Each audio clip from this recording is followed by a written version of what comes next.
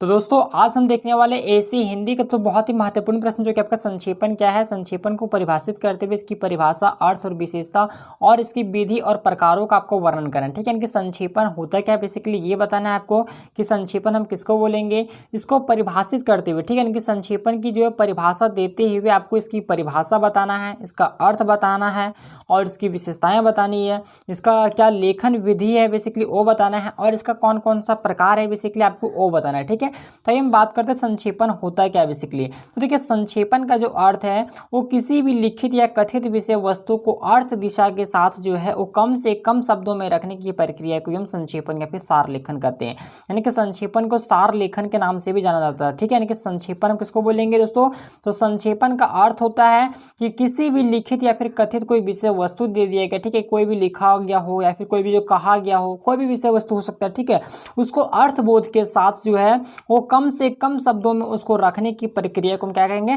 संक्षेपण या सार लेखन कहेंगे, ठीक है। संक्षेपण का मतलब हो गया तो कि किसी भी विषय वस्तु को जो संक्षिप्त करके बताना, ठीक है। संक्षिप्त करना ऐसे आपको कि अर्थबोध के साथ, ऐसा नहीं कि मतलब उसका अर्थ ना निकले, यानी कि जो कहा जा रहा है, ठीक है, उसका अर्थ मतलब कि साफ साफ निकलना चाहिए, उसको बहुत ही संक्षिप्त भाषा में मतलब कि संक्षिप्त में आपको जो है वो प्रकट करना, वही उस संक्षेपण कहलाता है, ठीक है। तो संक्षेपण का अर्थ आप लोग समझ गए होंगे कि किसी भी लिखित या फिर कथित विषय वस्तु को अर्थबोध के साथ कम से कम शब्दों में रखने की प्रक्रिया को ही हम संक्षेपण या फिर सार लेखन कहते हैं। इसको दोस्तों अंग्रेजी में समराइजिंग, प्रेसी राइटिंग और प्रेसी भी कहते हैं, ठीक है। इनके संक्षेपण को जो है वो अंग्रेजी में, ठीक है, क्या बोलते हैं, समराइजिंग भी बोला जाता है, प्रेसी राइटिंग भी कहते हैं और प्रेसी भी इसको कहते हैं। तो सरकारी कार्यालयों में आपत्तियों के निस्तारण कार्य हेतु जो है वो संक्षेपण या सार लेखन की आवश्यकता पड़ती है। दोस्तों ये जो ज़्यादातर है ये सरकारी कार्यालयों में जो है वो ज़्यादातर इसका यूज़ किया जाता है, ठीक है। यानी कि सरकारी कार्यालयों में आपत्तियों के निस्तारण हेतु कार्य के लिए जो है वो संक्षेपण या फिर सार लेखन की हमें आवश्यकता पड़ती है। तो देखिए संक्षेपण की अगर हम परिभाषा अगर देखें तो जेबीसी बर्नार्ड के अनुसार अगर हम देखते हैं तो इन्होंने क्या कहा है कि संक्षेपण किसी लिखित सामग्री के आधारभूत तथ्यों का संयोजित संक्षिप्त इतिवृत्त है और इस प्रकार जो है संक्षेपीकरण को हम किसी बड़े ग्रंथ का संक्षिप्त संस्करण यानी कि बड़ी मूर्ति का लघु अंकन, बड़े चित्र का छोटा चित्र कह सकते हैं। जैसे दोस्तों कहने का मतलब ये इनके अनुसार ये कहा गया है, जेबीसी बर्नार्ड के अनुसार इनका मानना ये है दोस्तों कि संक्षेपण जो है वो किसी लिखित सामग्री की क्या है, किसी लिखित सामग्री के एक आधारभूत जो तथ्य है उसको संयोजित संक्षिप्त इतिवृत्त है, ठीक है। कहने का मतलब ये है दोस्तों जैसे कि कोई बड़ा मूर्ति हो गया, ठीक है, जैसे कोई मान लीजिए कोई बजरंगबली का कोई बहुत बड़ा मूर्ति है, उसी का एक छोटा बजरंगबली का मूर्ति है, तो क्या हम उसको बजरंगबली का ही मूर्ति बोलेंगे ना, ऐसा वो भले बड़ा हो या छोटा हो, है तो आखिर बजरंगबली का मूर्ति ही। मैं एग्जाम्पल के लिए मैं आपको समझाने का कोशिश कर रहा हूँ। तो किसी बड़ा जैसे कि किसी बड़ी मूर्ति का लघु अंकन हो गया या कोई बड़ा चित्र है, ठीक है, कोई बहुत बड़ा चित्र से भारत का एक बहुत बड़ा मानचित्र बनाया गया है और उसी मानचित्र को एक छोटे से पेज में बनाया गया है, तो इसको क्या हम अलग थोड़ा बोलेंगे, वो भी मानचित्र है ये भी मानचित्र है। तो किसी बड़े को जो है वो छोटा में मतलब कि कन्वर्ट करना, उसी को हम बोलेंगे संक्षेपण बोलेंगे, ठीक है। तो संक्षेपण की अगर हम विशेषताएं की बात करें तो इसकी विशेषताएं जो है वो निम्नलिखित प्रकार से दी जा सकती है। पहला विशेषता इसका क्या होगा कि संक्षेपण का पहला विशेषता ही है इसको विस्तार से बचना। ये विस्तार अगर होगा तो फिर क्या कहला जाएगा, पलवन कहला जाएगा। तो हमें पलवन नहीं, हमें संक्षेपण के बारे में बताना है बेसिकली। तो संक्षेपण का मतलब होता है कि कम से कम शब्दों में लिखना। तो कम से कम शब्द कहाँ होगा, जब विस्तार नहीं होगा। तो विस्तार से बचना ही संक्षेपण का पहला गुण है, यानी कि इसकी पहली विशेषता है। दूसरा, अनावश्यक या अप्रासंगिक जो अंश है उसमें भी उसको बिल्कुल भी स्थान नहीं देना चाहिए।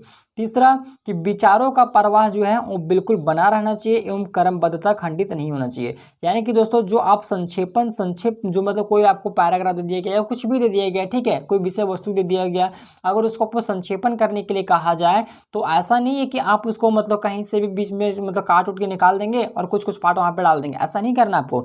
जो विचार उसमें जो कहा जा रहा है उसका प्रवाह जो है वो बिल्कुल बना रहना चाहिए, ठीक है, एक क्रमबद्ध के अनुसार होना चाहिए, क्रमबद्धता खंडित नहीं होना चाहिए, ठीक है। तो चौथा जो है कि संक्षेपण में अस्पष्टता का होना मतलब कि यहाँ पे अति आवश्यक है। दोस्तों यहाँ पे अस्पष्टता टाइप हो गया, यहाँ पे जो है अस्पष्ट होगा, ठीक है, अस्पष्ट होगा। तो संक्षेपण में जो है वो अस्पष्टता का होना अति आवश्यक है और यह जो है वो ये भी हमें ध्यान रखना चाहिए कि विचारों में जो है कहीं कोई उलझन पैदा ना हो, ठीक है। पांचवा पॉइंट कि संक्षेपण की भाषा जो है वो सरल और प्रभावपूर्ण तथा छोटा और व्याकरण सम्मत होना चाहिए, ताकि सभी को जो है वो बात आसानी से समझ में आ जाए। ठीक है, ये हो गया हमारा संक्षेपण की विशेषताएं। अब बात करते हैं संक्षेपण लेखन की विधियां, यानी कि संक्षेपण लिखने के लिए कौन कौन सा मतलब कौन कौन सा विधि है बेसिकली वो देखते हैं। तो संक्षेपण लिखने से पहले दोस्तों सबसे पहले आपको क्या करना है कि जो विषय वस्तु दिया गया है बेसिकली उसको ध्यानपूर्वक शुरू से लेकर अंत तक अच्छे से पढ़े। फिर उसमें जो युक्त विषय है उसके ऊपर आपको विचार विमर्श करना है और उसका एक केंद्र विषय को शीर्षक के रूप में आपको चयनित करना है। कहने का मतलब ये है दोस्तों कि जैसे आपको कोई पैराग्राफ दे दिया गया, ठीक है, कोई विषय वस्तु दे दिया गया, उस विषय वस्तु को आपको पूरा पहले पढ़ना है, ध्यानपूर्वक पढ़ के आपको समझना है कि उसमें कहा क्या जा रहा है। बेसिकली उस पूरा मतलब जो आपको विषय वस्तु दिया गया है उस पर आपको विचार विमर्श करके उससे कोई एक मेन पॉइंट आपको निकाल के एक शीर्षक के रूप में आपको उसका चयन करना होगा। ठीक है, शीर्षक के रूप में आप उसको चयन करेंगे। तो संक्षेपण करते समय दोस्तों हमें इस बात का पूरा ध्यान रखना चाहिए कि उसका जो आकार है वो मूल का 1/3 रहे। कहने का मतलब ये है दोस्तों कि जो आप पैराग्राफ या फिर कुछ भी जो आप यहाँ मतलब कि संक्षेपण कर रहे हैं, संक्षिप्त मतलब उसका बना रहे हैं, ठीक है, संक्षेपण करते समय आपको क्या करना है कि आपको ध्यान रखना है कि जो आपको वर्ड दिया गया है उसका मतलब 1/3 हो। यानी कि मान लीजिए अगर कोई वो 75 शब्द का अगर मान लीजिए कोई आपको ये दिया गया है तो उसमें जो है 25 शब्द आपको लिखना है। ठीक है, और इस तरीके से मतलब आपको जो है बनाना है, तो 1/3 मतलब कि होना हो मतलब कि बनाना पड़ेगा। ठीक है, दूसरा कि संक्षेपण में भाषा जो है वो सरल और स्पष्ट और प्रभावपूर्ण होना चाहिए। चौथा कि संक्षेपण में व्यास शैली के स्थान पर जो है वो समास शैली का प्रयोग करना होगा। पांचवा पॉइंट कि कार्यालयीन भाषा में जो है वो मुहावरा, सुकोक्तियाँ, लोकोक्तियाँ आदि का प्रयोग करना ये सब वर्जित है। यानी कि दोस्तों ये सब जो है कार्यालयीन भाषा में जैसे कि अगर हम बोल दें कि उसमें अगर संक्षेपण अगर करते हैं, ठीक है, किसी भी विषय वस्तु को, तो उसमें जो मुहावरा वगैरह, सुकोक्ति वगैरह, लोकोक्ति वगैरह जो है आपको उसमें उपयोग नहीं करना होगा। ठीक है, अब बात करते हैं हम संक्षेपण के प्रकार। तो इसके कौन कौन से प्रकार हैं? तो संक्षेपण के निम्नलिखित प्रकार होते हैं जो इस प्रकार है। पहला स्वतंत्र संक्षेपण, दूसरा प्रवाहमान संक्षेपण, तीसरा तालिका संक्षेपण और चौथा दोस्तों यहाँ पे देख पा रहे हैं स्वतःपूर्ण संक्षेपण। आइए हम देखते हैं एक करके इसका डिफिनेशन समझ लेते हैं कि स्वतःपूर्ण स्वतंत्र संक्षेपण क्या होता है।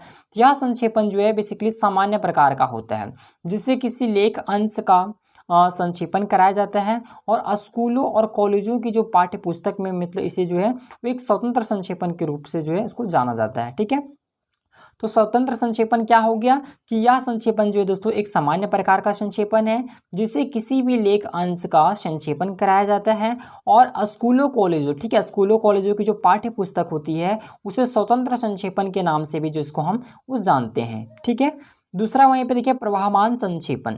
ये बेसिकली क्या होता है कि कार्यालय में किसी भी विषय का जो है वो पहले से पत्राचार हो रहा हो और पूर्व के पत्रों में निर्णय आदि का संक्षिप्त रूप में रखकर उसे प्रवाहमान संक्षेपण फाइल के साथ जो है वो अलग रख दिया जाता है।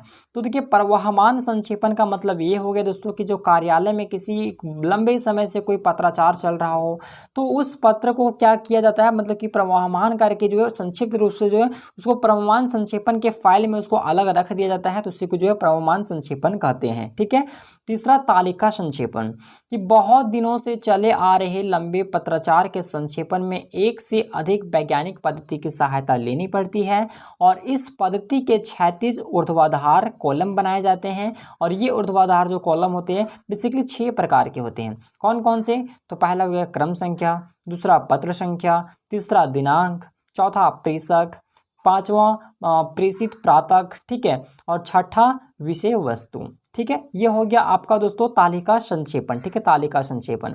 अब अगर वही हम बात करते हैं स्वतःपूर्ण संक्षेपण, तो देखिए इस प्रकार के संक्षेपण के विषय में जो है वो जो बातें रहती है उसमें तर्क और तथ्य दोनों होते हैं, जैसे घटनाएं, पत्राचार आदि, इन सब का इसमें उल्लेख रहता है, उसे हम स्वतःपूर्ण संक्षेपण कहते हैं।